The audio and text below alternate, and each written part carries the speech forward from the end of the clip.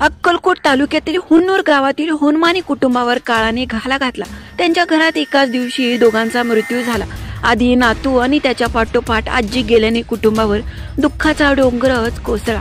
एकाच दिवशी कुलता एक नातू अपघातात मृत्यू पावला। त्यामुळे त्याच्या अंत्यसंस्काराच्या वेळी आजी जनाबाई होनमाने यांनीही जीव सोडला। त्यामुळे कुटुंबियांच्या शोकाला पारावाराच उरला नाही। या घटनेमुळे गावामध्ये एकच हळहळ पसरली आहे। अक्कलकोट तालुक्यातील हुन्नूर गावाजवळ आदित्य होनमाने या मुलाचा कारने जोरदार धडक दिल्याने अपघाती मृत्यू झाला होता। आदित्य हा चपळगाव येथील ग्रामीण विद्या विकास विद्यालयामध्ये इयत्ता 9वी मध्ये शिक्षण घेत होता। शाळा सुटल्यानंतर आदित्यने खाजगी दुचाकी स्वाराला हात दाखवला। आपल्याला गावाजवळ सोडवण्यासाठी त्याने विनंती केल्यानंतर दुचाकी स्वाराने त्याचं ऐकल्यावर आदित्यला बाईकवर बसवलं। घराच्या दिशेने ते जात असताना एका कार चालकाने त्यांच्या बाईकला जोरदार धडक दिली। या अपघातात गाडी चालवणारा पुढे बसलेला चालक गंभीर जखमी झाला, तर मागे बसलेल्या आदित्य ह्याचा दुर्दैवी मृत्यू झाला।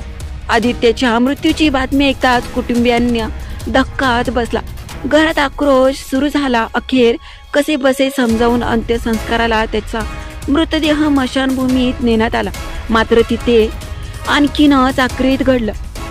आदित्यच्या आजीने स्मशानभूमीत त्याचा मृतदेह पाहिला, पण ते पाहून त्यांना मोठा धक्काच बसला। त्या वयोवृद्ध माऊलीला स्मशानात जागेवरच हृदयविकाराचा तीव्र झटका आला आणि दुर्दैवीच घडलं। नातवा पाठोपाठ आजीनेही मृत्यू झाल्याने कुटुंबांनी एकच आक्रोश केला। या दुःखाला पारावाराच उरला नाही।